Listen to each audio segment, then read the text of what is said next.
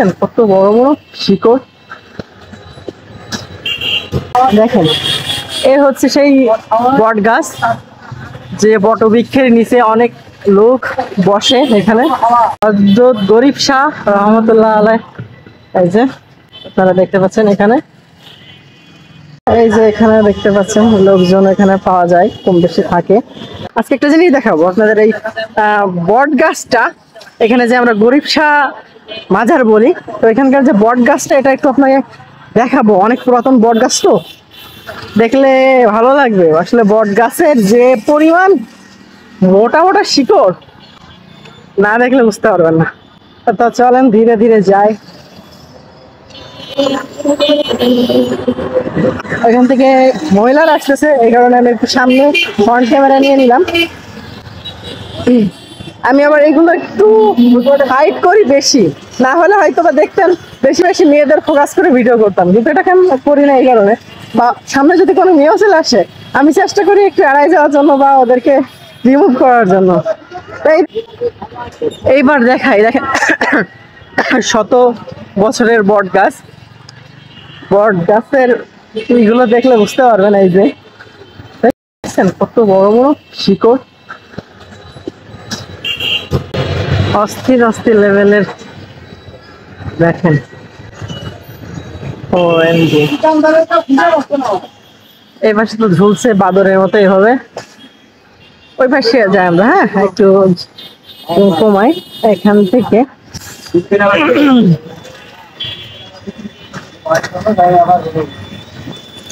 তো এখানে এই যে বৃষ্টি পানি যাচ্ছে, আর এই হচ্ছে সেই বট গাছ। দেখেন এ হচ্ছে সেই বট গাছ, যে বটবৃক্ষের নিচে অনেক লোক বসে। এখানে এই যে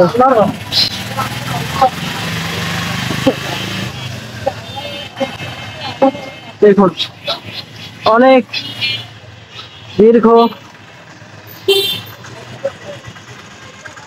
তো যাই হোক, এই হচ্ছে বর্তমান অবস্থা এখানকার। দেখতেই পেলেন কিছু লোকজনও এখানে পাবেন, তাল বিক্রি করতেছে। এখানে একজন আছে। আর এই সেই গরিব শাহ যে মাজারটা বলে, এটা হচ্ছে সেই গরিব শাহ মাজার, হযরত গরিব শাহ রহমতুল্লাহ আলাই। এই যে আপনারা দেখতে পাচ্ছেন এখানে,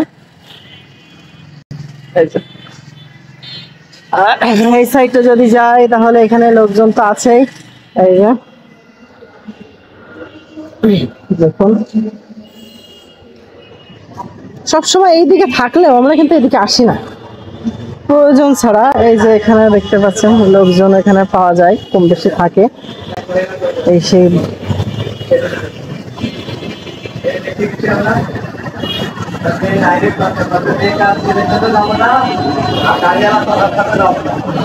এখানেও একটা বট গাছ, এটার সাথে ওইটা দেখেন পুরো অ্যাটাচড হয়ে গেছে, এরকম একটা অবস্থা তৈরি করেছে।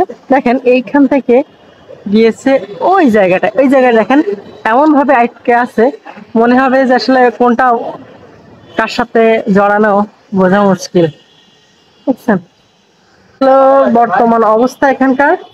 তো যারা লং ভিডিওটা দেখেছে বা সম্পূর্ণ দেখেছে, তারা অবশ্যই বুঝতে পারছেন। এখানে আবার দেখেন, দেখছেন জটলা তারা থাকেন। আর ভিডিও না দেখাই আমি এখন একটু কিছু ফটোশুট করব, এখানে কিছু ভিডিও তুলবো, পিকচার তুলবো। তো থাকেন, আল্লাহ হাফেজ, লাইক কমেন্ট শেয়ার করবেন।